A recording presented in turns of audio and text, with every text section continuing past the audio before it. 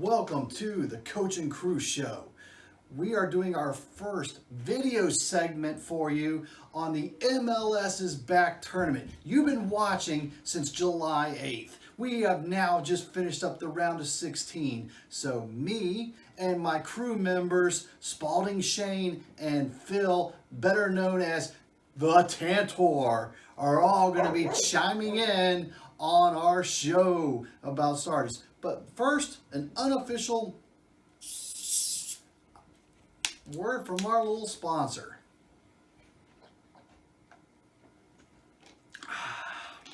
Did you know Coca-Cola was the first ever soda in outer space? All right, moving on. MLS is back.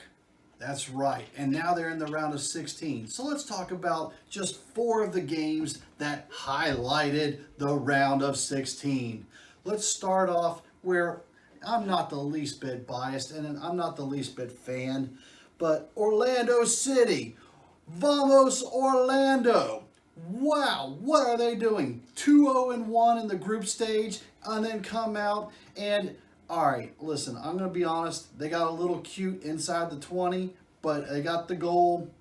They could have had 5 past Montreal, but good for Orlando, advancing to the round of 8, the quarterfinals. This is year 6 in the league, and they've yet to even qualify for playoffs before this, and now they're in the Elite 8, looking good.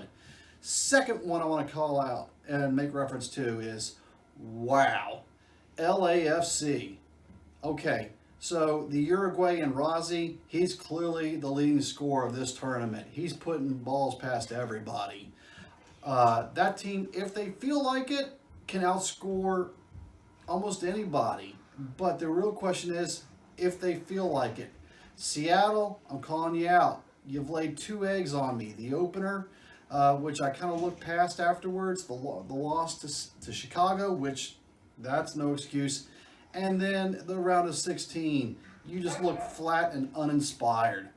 Third game, my buddy, Evan Weston. If you're out there listening, major props to you. Holy cow, I want you to pick lottery numbers for me, okay? During our interview a few weeks back, you said teams like Columbus will play well and play their starters through the group stage. Then once they got to the knockout round, they'd be like, let's see what we can do. Boom! Sure enough, Evan. Great job. Great job, because Columbus, how can you look so good during the group stage and then all of a sudden do nothing and sub out Zardes and sub out Nagby and lose in a PK to Minnesota? Oh my gosh. The 4th team I want to talk about is, let's go back and date some history. 1970s and 1980s, America's team was the Dallas Cowboys.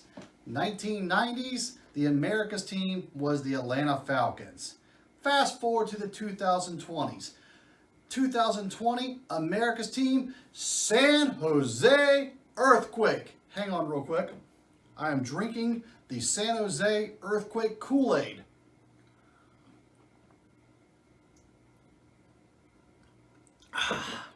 I'm going to drink all their Kool-Aid. I'm all in on San Jose.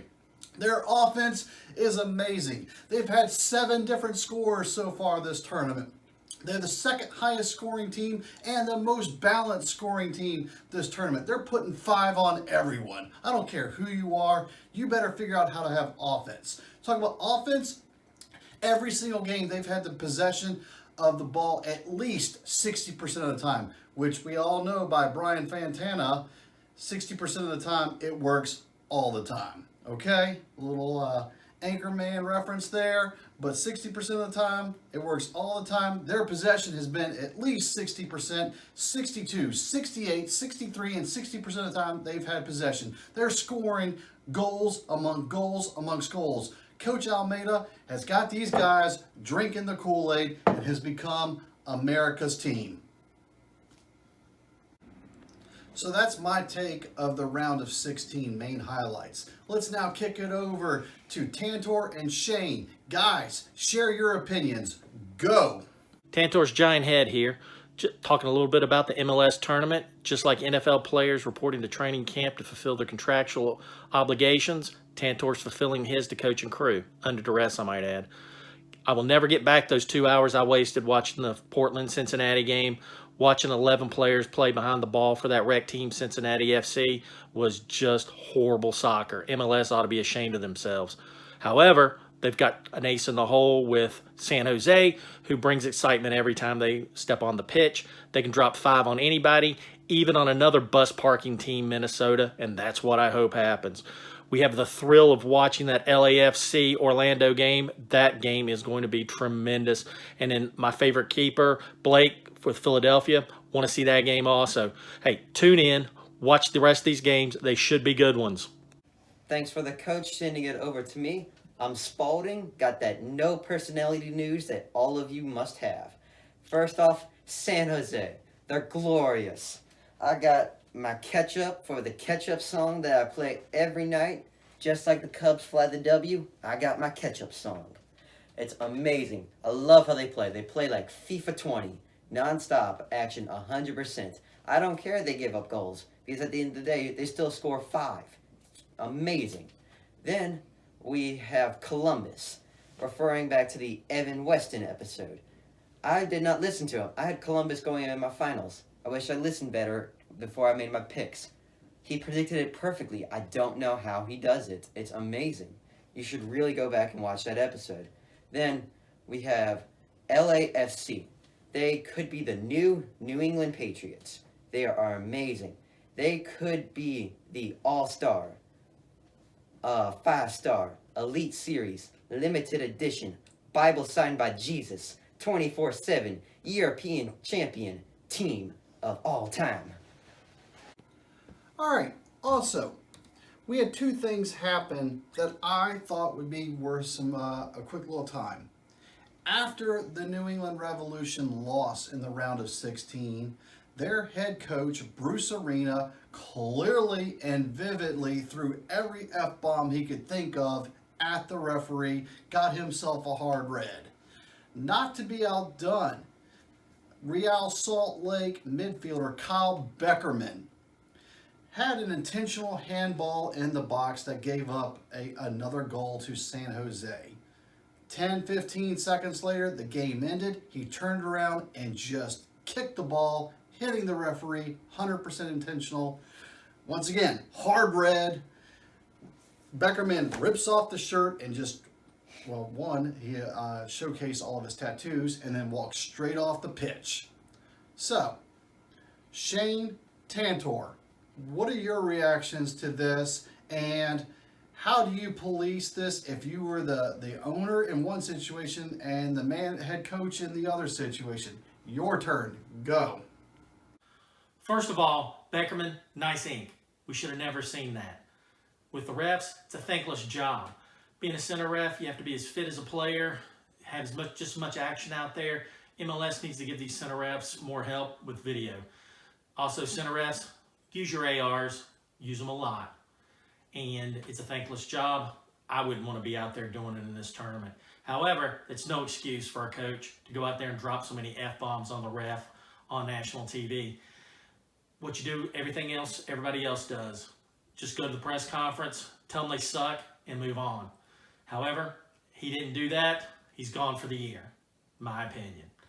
Beckerman, hey, you leave it on the pitch, you walk off, and it's done. Sit there and drill a ref after that, hey, unacceptable. You need to go to. Your career's over in MLS. You are banned.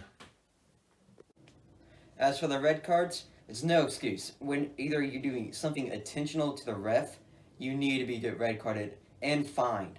There's no excuse, whether it's the New England manager or Beckerman. I have no sympathy for them. They did it 100% on purpose. They should sit out a minimum, I would say, 2 games, so it's more effective than the original red card, and they should be fined. There is no excuse for anything like that. Final segment. So, we're in the round of 8. It starts up this weekend. Actually starts on Thursday. we're going to go Final Four predictions. I'll start with mine. Wow. The most intriguing, toughest matchup there is. Orlando City versus LAFC.